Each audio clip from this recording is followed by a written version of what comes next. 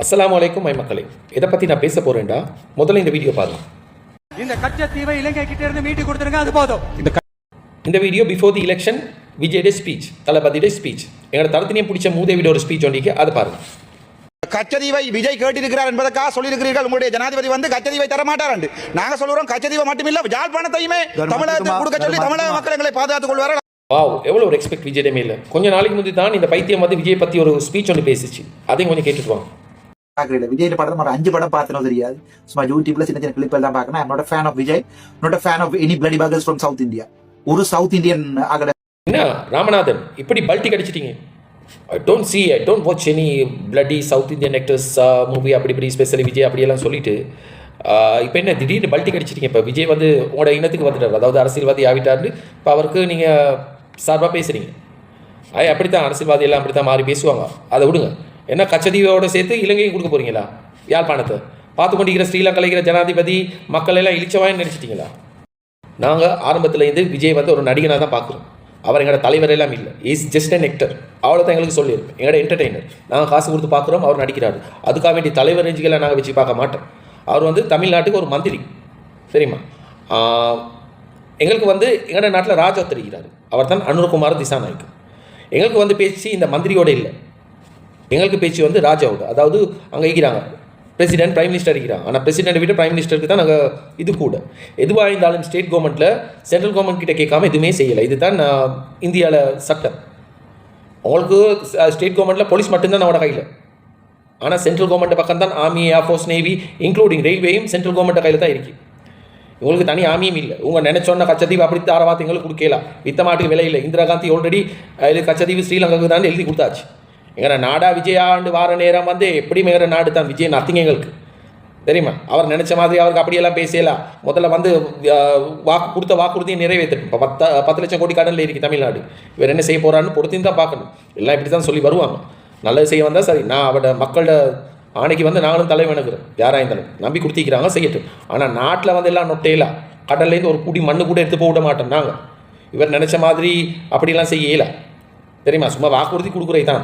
எந்த அரசியல்வாதி கொடுத்த வாக்குறுதியை 100க்கு 100 நிறைவேற்றிக்கிறான்? அது சொல்லுங்கள் முதல்ல. நான் நினைக்கிறேன் தளபதி விஜய் வந்து பீஸ் படன்னு நினச்சிக்கிறார் போல இதை. அதாவது பாகிஸ்தான் உள்ளுக்கு பூந்து, பாகிஸ்தான் பார்டரில் பூந்து பாகிஸ்தான் தீவிரவாதியை தனியாக பிடிச்சிட்டு வர மாதிரி நினச்சிக்கிறார். கச்சதீவை இலங்கைக்கிட்டேருந்து எடுத்துகிட்டு போகிறேன். இதெல்லாம் நடக்கிற காரியம் இல்லை, இது சாத்தியமும் இல்லை, கனவுல கூட நடக்க வாய்ப்பே இல்லை. இன்னொரு 1000 வருஷமாக போனாலும் இதை பற்றி அரசியல் ரீதியாக பேசி கொண்டிருப்பீங்க ஒழிய சொல்யூஷன் வர்றதுக்கு வாய்ப்பே இல்லை.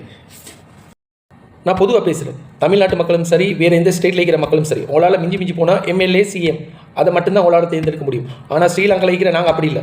எனக்கு பிடிச்சவனை நான் ஜனாதிபதியாக டிரெக்டாக வாக்களித்து தேர்ந்தெடுப்பேன். நிறைவேற்று அதிகாரம் கொண்ட ஜனாதிபதி. பிரைம் மினிஸ்டரையும் அப்படித்தான். இதுதான் உங்களுக்கும் எங்களுக்கும் இருக்கிற வித்தியாசம். எனக்கு பிடிச்ச ஜனாதிபதியை நானே தேர்ந்தெடுக்கிறேன். ஆனால் அவங்களோட ஜனாதிபதி அப்படி இல்லை. எல்லா எம்எல்ஏக்கள் சேர்ந்து அவங்களோட ஜனாதிபதியை உருவாக்குறாங்க. பாருங்கள், எங்கள் நாடு தம்மான் துண்டு தான், ஆனால் பவர்ஃபுல். இன்னும் விஜய் வந்து கம்ப்ளீட்டாக சிஎம் ஆகலை. பெரும்பான்மையை நிரூபிக்கிறதுக்கு 118 வேணும். இப்போ அவர்கிட்ட இருக்கிறதே 108. இன்னும் நிறைய கட்சிகளோட பேசி அவங்களோட பக்கம் இழுக்கணும். இழுத்த பிறகு தான் இவருக்கு ஆட்சி அமைக்கலும் தமிழ்நாட்டில். அவரோட சிஎம் மட்டும்தான்.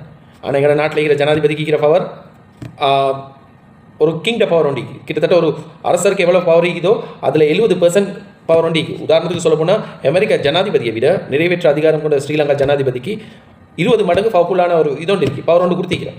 அப்போ எங்களுக்கு விஜயோட எல்லாம் பேச்சில் உங்களோட பிஎம், பிரைம் மினிஸ்டர் வர சொல்லணும். இது செய்யணுன்றாலும் ஸ்டேட் கவர்மெண்ட் அவங்களால் ஒன்றுமே செய்ய முடியாது. பேசுகிறேன்டா சென்ட்ரல் கவர்மெண்ட் வர சொல்லுங்க, பேசுவோம் கச்சதீவை பற்றி. வித்த மாட்டுக்கு வேலையில் ஆரம்பத்தில் நான் சொன்ன மாதிரி தான். இதெல்லாம் அரசியலுக்காக வேண்டி ஓட்டுற பப்படம், தெரியுமா? முதல்ல அவங்களோட கட்சியில் வரப்போகிற பிரச்சனையை அவர் பார்க்க வேண்டியது நிறைய. மக்களுக்கு கொடுத்த வாக்குறுதியை நிறைவேற்ற 2வது விஷயம். இவர் நினச்ச கேட்டது உடனே கிடைக்காது, போட்டது உடனே முளைக்காது. இப்போ இன்னொரு பிரச்சனை ஒன்று வரப்போகுது, அதையும் கொஞ்சம் பார்த்துக்குவாங்க.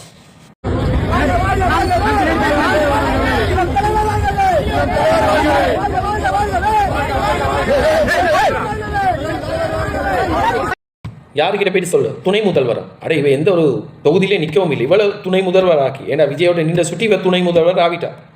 சும்மா நீண்ட சுட்டியா, நான் தப்பான அர்த்தத்தில் ஒன்றும் சொல்லலை. அப்போ அடி இவ ஜெயலலிதாவின் ஸ்டோரி மரத்திறக்க ரீமிக்காகி வருது போல். அது மாதிரி தான் எங்களுக்கு விளங்குது. சாரி, இதை பற்றி பர்சனல் இல்லை, இது வந்து அம்பலத்துக்கு வந்துடுச்சு, அதனால் யாராலும் பேசணும். அடே எந்த தொகுதியிலடா இவனிடா இவ்வளோ பேர் துணை முதல்வர்னு சொல்கிறீங்க? சொல்கிறவங்களுக்கு தொண்டர் தான் மூளை இல்லைண்டா கேட்குற உங்களோட தலைவருக்கு கூட கொஞ்சம் விதியில் எப்படி பேசுவானு சொல்லலாவா? விஜயோட பொண்டாடி கொடுக்குற அந்தஸ்தை வந்து இவங்க கொடுக்குறீங்க. நீ மார்க் மை வேர்ட், உங்களோட கட்சி தாவேக்கா கட்சி சின்ன பின்னமாக சிதற போகுது. யாரால? இவளார. மண்ணை தொட்டவனும் கெட்டான், பொண்ணை தொட்டவனும் கெட்டான். மண்ணையும் பொண்ணையும் சேர்த்து தொட்டா என்ன ஆவாண்டு இனி காலம் தான் பதில் சொல்லும். ஏழரையை தூக்கி சைட்டில் வச்சுக்கிறீங்க.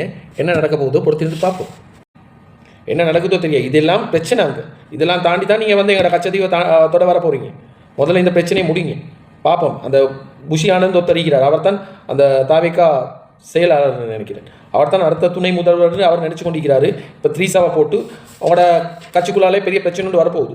முதல்ல உங்களோட தமிழ்நாட்டு விஷயத்தை பாருங்கள். எங்கள் நாட்டு விஷயத்தை வந்து தலையிடு இதாக வந்துட்டா கடைசியில் ஒன்றும் இல்லாமல் தான் போக போகிறீங்க. மற்றது யாழ்ப்பாணத்தை வந்து இந்தியாவோட தமிழ்நாட்டோட சேர்க்க போகிறீங்களா? இன்னும் அவங்களுக்கு அந்த மனசில் இருக்கிற வைராக்கியம், அந்த கசம்னு சொல்லுவாங்க, என்ன சொல்கிறீ, வெறுப்பு, பொறாமத்தனம், வஞ்சகம் போகலையாடா? ஏண்டா நல்லா தானேடா இது நாடு. இதை போயிட்டு இந்தியாவுக்கு என்ன கேக்கா வெட்டி கொடுக்குறதுக்கு தமிழ்நாட்டுக்கு? அவன் தான் பைத்தியக்காரன் மூலிலாம் பேசுகிறேன்டா, அதை பார்லிமெண்ட்டில் பேசி அதுக்கு பதில் கொடுக்காம இருக்கிறான் சில பைத்தியக்காரங்கள். என்னத்தை சொல்கிறது? இனி அந்த அர்ஜுனா ராமநாதனை பற்றின வீடியோ வரும். விஜய் வந்து பார்ப்போமே தமிழ்நாட்டை ஆட்சி செஞ்சு கொண்டிக்கிட்டு இலங்கைன்னு தலைக்கு வந்துட்டா கடைசியில் எல்லாரும் பேச வேண்டி வரும். அவரோட அரசியல் வாழ்க்கையே கேள்விக்குறியாகும். முதல்ல அவர் மக்களுக்கு கொடுத்த வாக்குறுதியை நிறைவேற்ற சொல்லுங்கள். நிறையா ஏராளமாக அள்ளி விட்டிக்கிறார். அதுக்கு பிறகு பார்ப்போம் இலங்கை பிரச்சனைக்கு வாரு. எனிவே மை மக்களே, ஆனவரை சொல்லிவிட்டோம். அஸ்ஸலாமு அலைக்கும், குட் பை. டேய், உன்னை பார்த்தா எனக்கு ஒரிஜினல் டாக்டர் மாதிரியே தெரியலடா. ஏதோ எம்ஏ மத்தியில் வந்த மாதிரியே தெரியுது. அது மட்டும் இல்லை, டாக்டர் ராம